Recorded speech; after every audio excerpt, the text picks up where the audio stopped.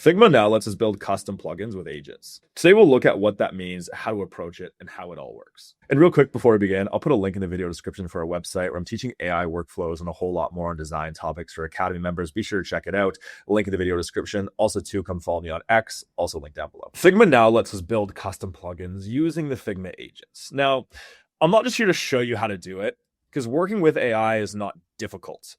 But what I want to do is tell you how to make the most of it, tell you what to avoid, show you how to approach building plugins that your team can use and actually find value in.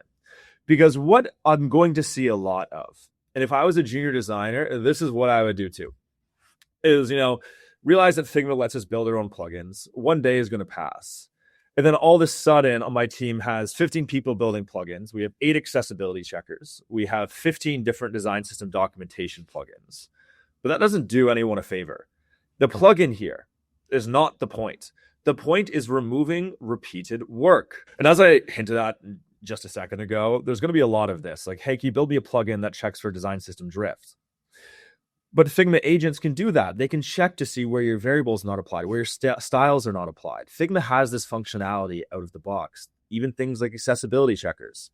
So don't make plugins for functionality that Figma has or that can already be offered by Figma agents. It's going to overpopulate your Figma tooling. We're going to build our own plugin very shortly, but I want to talk a little bit about how to think about the plugins that you're going to build at your enterprise, then how to build them correctly in a way that forces you to think about what should be a plugin versus what should not be a plugin. Now, what makes a good plugin is this requires significant thought.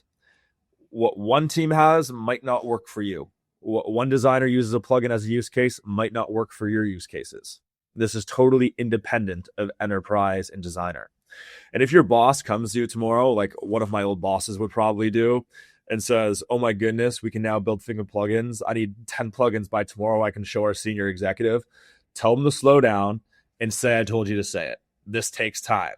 So I want to talk about a brief formula for approaching building out your plugins. And we're going to get into building a plugin very shortly too, but it's important that you have the necessary context and sort of thinking to approach this. So a formula for approaching your plugins is the trigger or the input plus any specific instructions plus the desired output. Let's look at this a little bit deeper. A bad plugin is something like this. Build me a plugin that makes my designs better. One line, one sentence, doesn't inform the AI on anything, and you don't even really know what the output is.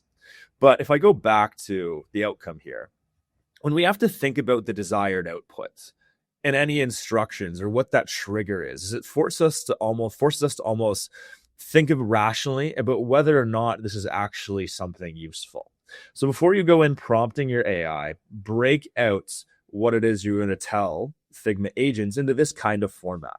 Now, to skip ahead here, an example of this is when I select a frame, identify colors, text styles, spacing, and shadows that do not match our approved design system values, show a review list before anything changes. This is an example of a real easy prompt that you can run inside of Figma agents. Again, the prompts don't need to be super crazy. But what this does is essentially broke everything out where you have sort of the input or the trigger. So when I select a frame and obviously run this plugin, these are the instructions. So identify all these things that do not match our approved design system values. And then you have an output, show a review list before changing anything. This is going to reduce the number of iterations that your plugins are going to require and forces you to think a little bit logically about what you want inside of your plugins. Let's look at my real world now. I want to build a plugin with you here to show you how to think about it, like a real world example. It's something that I would use and how I'm approaching this. So I'm Canadian, in case you didn't know. I'm based here in Toronto, or Toronto, as true Torontonians would say it. But what I would always have to do, and the reason I'm calling out that I'm Canadian is because we have 2 official languages. We have English and we have French. So all of our banking apps, they have an English version, and then you have a toggle for a French version. And when I worked in financial technology, one thing I'd always have to do, I'd have to work with a translator because, sorry, I don't speak French, to translate the designs to French. And then all of a sudden I'd realize that the new content didn't fit the design the way I had really anticipated. So for me, that's a really good plugin, because now I can easily translate the designs and test where that new content that's a little bit longer because French is always usually longer than English, actually breaks the design that I had intended. Let's jump into the Figma canvas. Here on the left-hand side now, under tools, we now have the ability to create our own plugin with agents. So if we select plugin, what that's going to do is it's going to take us right to the Figma agents where, with this prompt preloaded, create a plugin that. Now, one thing I'd like to call out is take a browse between all the tools that you already have access to. If there's already a good plugin out there, there's no reason for you to reinvent the wheel unless you really want to customize it towards your enterprise or towards your organization. Again, don't do work that's already there. It doesn't make anyone's life any easier.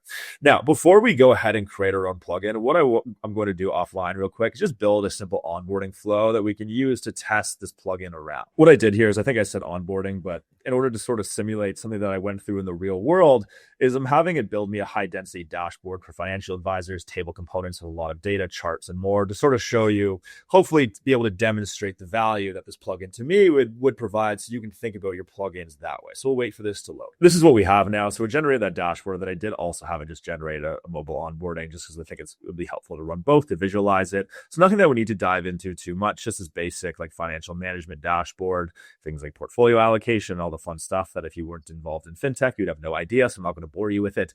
And then this just simple onboarding flow for the exact same screen. Now what we're going to do now, let's go into tools. And again, you can do it here, say build or create plugin, but you can also just do it within the agent itself. Let's just run a small prompt then. And the prompt that we're going to run to build this plugin is this. Build me a plugin that works as follows. When I select one or more frames, find every text layer inside of them and translate the content into French. Keep the existing design, formatting, and layer structure intact, then update the selected frames with the French text.